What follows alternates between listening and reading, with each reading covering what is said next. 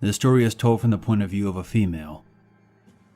I'm a college student in my second year at university. Overall, it's pretty nice. Freedom is pretty cool, if you call having a curfew and strict dorm regulations freedom. Anyways, my grades are decent, and there is a few attractive guys in my class. However, currently, I'm sort of stuck, as my entire campus is on lockdown. The text to alert students of the lockdown came around 8 o'clock this morning, and we haven't heard a word since. I room with 2 other girls, a hyper redhead named Allie and a girl from Africa named Samantha. Both of them are nice enough, and we all get along well.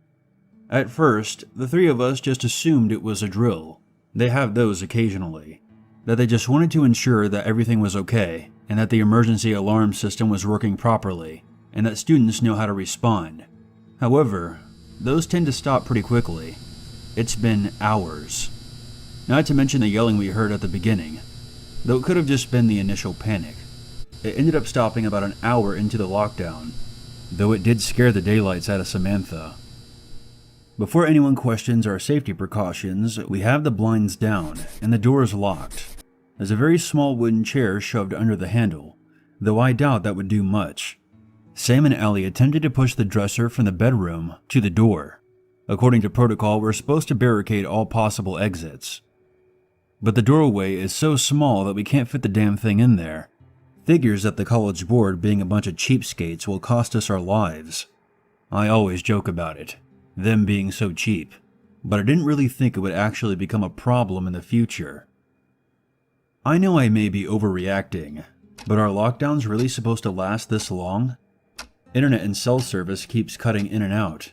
It's so hard to contact the people in the other dorms. Though Samantha managed to get a hold of her mom briefly, she wasn't aware of the lockdown. She said there wasn't anything on the news. I guess that rules out school shooter, because reporters always end up on site as it's happening. I figured posting this here would at least give me something to focus on. Allie and Sam are talking about checking out around the hallways. Maybe we can find some students who actually know what's going on. My college is a pretty decent size, so it shouldn't be that hard to find someone. I figure if we don't hear anything in the next couple of hours, we should look around. It may have just been a false alarm. Either way, I'll be sure to make an update as soon as I know what's going on. Last night at around 9, Samantha decided that she had enough. Allie and I chickened out, so we stayed here. Sam said that she would be right back. She was going to try to find someone and figure out what's going on, but she hasn't come back. Neither Allie nor I have heard anything. It looks like there are a few posts on social media from other confused students, but all of them are in the same situation we are. There was a brief talk about meeting up, but if Sam didn't come back, I don't know what to think about that. We've also tried to call the police, but they keep hanging up on us. I really don't know what to do.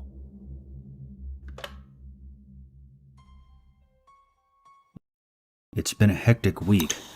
Last time I updated this, Samantha had just left, and it was mostly quiet. After I attempted to call the police, Allie and I spent most of the night studying. Exams are important, and it gave us something to do while we waited. I guess I passed out sometime the night before, because I woke up to the sound of police sirens outside. There was blood. Everywhere. I mean everywhere. On the floor, the walls, and even on the ceiling of the hallways. Over a fourth of our student population is missing. And that isn't counting the bodies that they did manage to find. They were torn apart by something. After the police escorted the remaining students out of their dorms, most of them just went home. My school isn't a very large one, so we all lost at least one person. No one knows where the missing are. The officer said that they try to keep situations like this out of the public eye. God only knows what that means. If your college starts giving an alarm, don't brush it off.